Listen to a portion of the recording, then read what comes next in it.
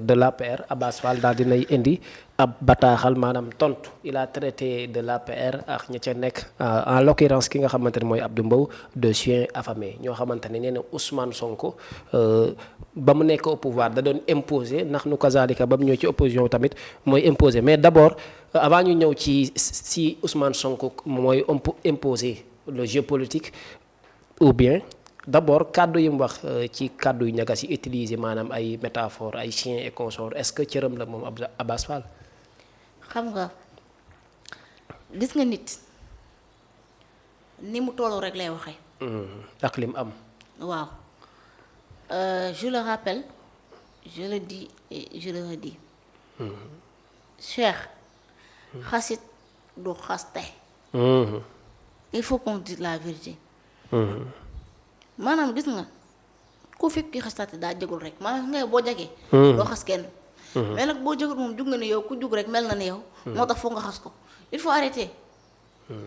xasta bi waxante bi ñëw naa nga mën a toogee di wax nit naa ko chien nga yu kenn xamul waju ñaaw joon naka lañ ko mën a yëkkati di ko teg ci dara doomu aadama.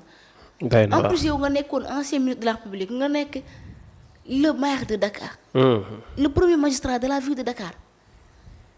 ngay toog di yëkkati way kàddu mais problème Abass Fall lu ko dal.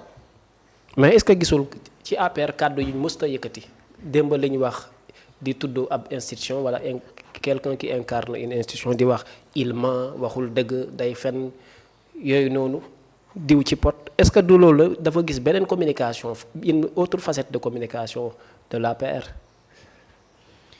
waa léegi. APR même bu amee beneen communication de l'APR Cheikh. man damaa gëm ni mbir mi nekkul di wax ay xastante ay saagante dagasante Cheikh xaaral ma liiral leen lu Abass Fall wax waxu waa APR Cheikh. teelu rek parce que Abass Fall wax ji wax dëgg yàlla ñaaw na trop te nekk na kàddu yoo xamante ni si ni rafetul nit di ko yëkkati ci am penc rawatina moom te vraiment man xaaruma ko woon ci moom. mais nag comme nit moom ni nga toll rek ngay mën a waxee. dis-moi qui tu fréquentes je te dirai qui tu es ne ma Abass Fall kenn lay fréquenter nag mais damaa xam ni am na yoo xamante ne noonu rek lay mën alors selon Abass Fall après le 8 séance est-ce que Abass Fall mën na la wax Cheikh. la wax mooy que ni l'Alliance pour la République est désormais comme un chien errant et affamé. qui tente de ronger l'os laissé par le maître du jeu. En référence à Ousmane Sonko. Abass daal di continuer yoo xam di xamle ni les figures actuelles de l'opposition peinent à suivre le rythme imposé par le chef du parti, les visages émaciés, pleins de rides, des porte-paroles du jour témoignent de la rigueur et de l'insoutenabilité du rythme imposé par mon président Ousmane Sonko. Alors le maire de Dakar estime que le désespoir d'un parti en extinction se manifeste à travers les récentes sorties des responsables de l'APR. Le rythme n'est pas bon pour vous. Dans l'opposition, il vous l'imposait. Au pouvoir, il vous l'impose, ajoute-t-il. Avant de conclure, l'estocade arrive. Mais en attendant, le chien suit toujours son maître.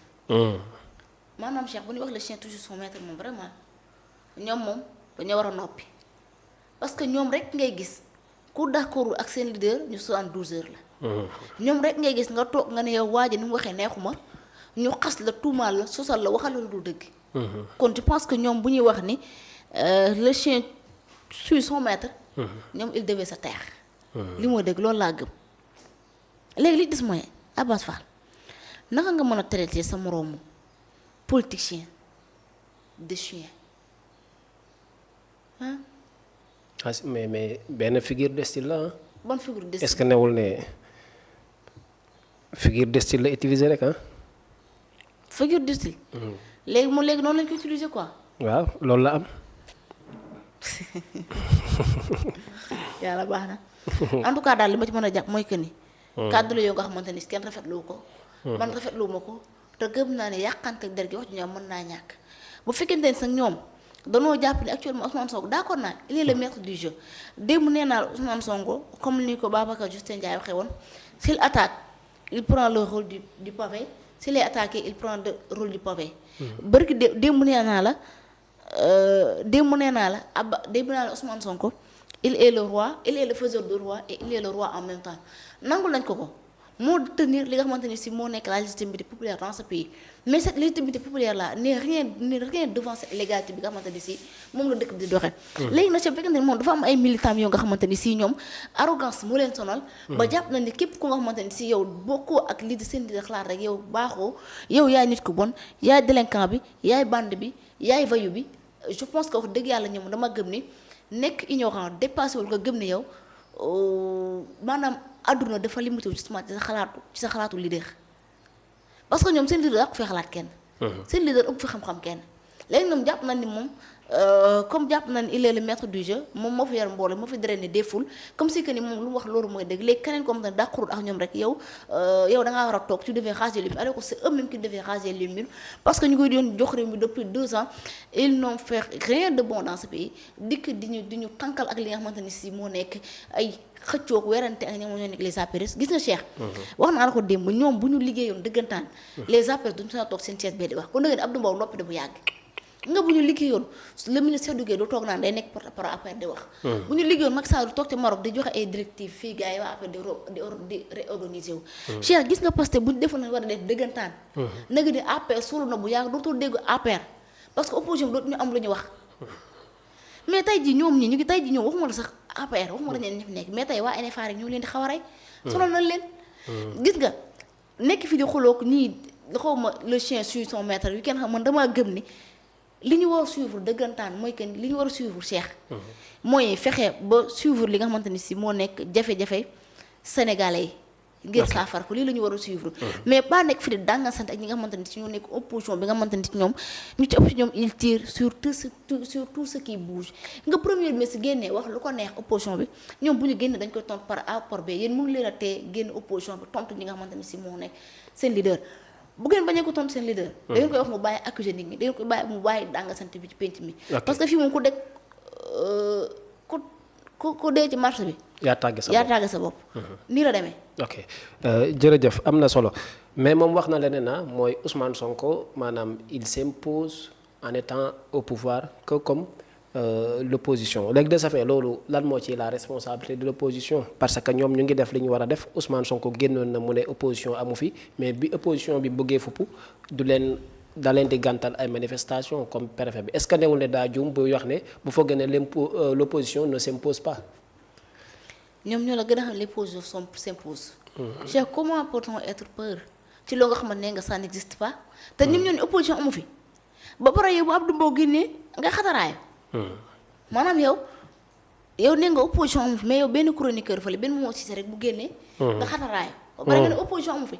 di taxal ñenn ñi bracelet. waaw di taxal ñenn ñi bracelet ba bari nga ne opposition amu fi kon ana opposition bi waaye Cheikh nañ ñu bàyyi ils n'ont qu'à travailler. et laisser l'opposition s'opposer et travailler gis nga s'ils ont des gis nga bis bu ñu amee des résultats parfois et concrets les Sénégalais vont voter pour eux dañ leen di reconduire en 2029. mais bu ñu amut ay résultats concrets en 2029 les Sénégalais dañ leen di wax ne leen abal leen ñu. li moo dëgg parce que gis nga le peuple Sénégal est mature. très mature même te kenn du ko sorxoo. am na donte am na ñoo xamante ne ce sont des manipulés. y a des gens yoo xamante ne sont manipulables. am na ñoo xamante ni moom jàpp nañ ni bu nee weex na dañ naan tàll bu nee xonk nañu ni cor bu nee ñuul la ñeen ku waaye loolu du jëpp loolu c'est une poignée de personnes les wax c'est une poignée de personnes la Plan 24 dem couvrir waaye ñooñu c'est une poignée de personnes boobu ñoo nekk dëkk bi léegi nag li am ba des mooy que ni Cheikh comme ñoom ne leen opposition amu fi bu mu fi nekk di tontanteeg Abdou Mbow bu mu fi nekk tontanteeg Aïssata Sall bu ñu fi nekk di tontanteeg ki nga xamante ni si moom mooy Pamba Ndour ak keneen ak keneen. ñoom déjà Pamba Ndour rek bu génnee wax ci économie ñoom ñëpp ñu rafu ji amuñu leen lu ñu wax.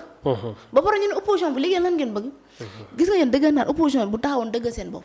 xam nga actuellement ay quelques personnes nga fi gis ñuy génn de waxuñu de. maanaam yéen tey bu Bougane génnoon Pape Djibril génn ñoom ñëpp ñu booloo. doon benn say def benn say mais kon fu ngeen jëm. parce que Cheikh mënuñoo nekk ñoom mënuñu nekk pouvoir di Cheikh di seen xol di metti seen xol di tàng Abba Fall da nga koy dégg ma xam ni kii day mel ne da nga naan kii dafa am benn haine bu nekk. est-ce que mairie de Dakar bi neex na doo comprendre. est-ce que mairie de Dakar. cela loolu laa bëggoon laaj comme si que ni ñoom boobu ba ñu ko takkal neexu ko quoi. yow yaa yor nguur sax dafa neex au moins nga mën a bànneexu sax ci nguur gi au moins tu t'en profites pour comme da ngaa bëgg a liggéey sa réew. da ngaa bëgg a def daal mais tu t'en profites au moins sax pour defal sa dëkk loolu neex na ci xol. toog ni kat man kat ville de Dakar cité kër góor gi amul woon ndox fex naa bi yóbbu fa ndox mais loolu dafa neex Cheikh. koñ bi HLM amul woon courant mais fex naa ba koñ bi fi courant mais sooy loolu dafa neex. nga def des résultats palpables concrets Sénégal yi mën a kontaan je pense que loolu tey bu fekkente ne dëggantaan yéen Sénégal moo leen ñor ci loolu ngeen war a nekk. mais seen bopp lañ fi nekkal mënoo opposé wu di xataraayu yor pouvoir di xataraayu mënoo opposé wu di wax yor pouvoir di wax gis nga sàcc ndënd yomb na waaye foo ko tëggee mooy jafe. gis nga bu ngeen waxee gis nga bu ngeen nekkee ci populisme ba yor réew ba jël réew mi ngeen jàpp ci populisme ci ngeen bëgg a téye réew mënta nekk. bu ngeen nekkee ci radicalisme ak gatsa gatsa ba jël réew bi ngeen jàpp ni ci radicalisme boobu noonu ci politique radicale boobu ak gatsa gatsa ci ngeen bëgg a yor réew mi di ngeen nax sa parce que l'état c'est du sérieux gis nga gatsa gatsa geeg radicalisme beeg dina ma rey baa ma rey ko mortal combat bi kenn du fi waxee li may gis nga loolu noonu ci woy ku jug la yam mais jugal ku yor pouvoir nga woyri pouvoir dangay neex deret nga teg ay résultats Sénégal xam ne yaa ngi liggéey nga amaat beneen mandat ñu reconduire la boo ko mënul dañ la fi jëlee donc comme ni ñu fi jëlee say nawle li muy dëgg il faut travailler encore travailler toujours travailler et arrêter de parler on veut plus des révélations on veut des solutions Cheikh on veut plus des promesses on veut des actes concrets c'est ça c'est plus simple que bonjour yéen a man jox na leen mais da ngeen di liggéey bu ngeen tëlee nag ngeen am fulla ak fay tim Sénégal ñun ko yéen joxoon mënuñu doonoo tëlee seen réew gi noonu waaw ndem Macky Sall nommé na fi ab ministre mu ne ko maanaam sama diplôme yeggeewul pour mën a doon ministre nga modeste te gis nga loolu bu ko def te loolu bu ñu ko defoon sax dañuy gën a xam justement Sénégal dañ koy gën a ci wàllum démocratie jërëjëf bu tëlee nga naan dama tëlee méttiwul jërëjëf mais xaw moon ne dina ma rey mbaa ma rey ko jot na kon mos na fi wax yooyu jërëjëf am na solo ñu waxtaan ci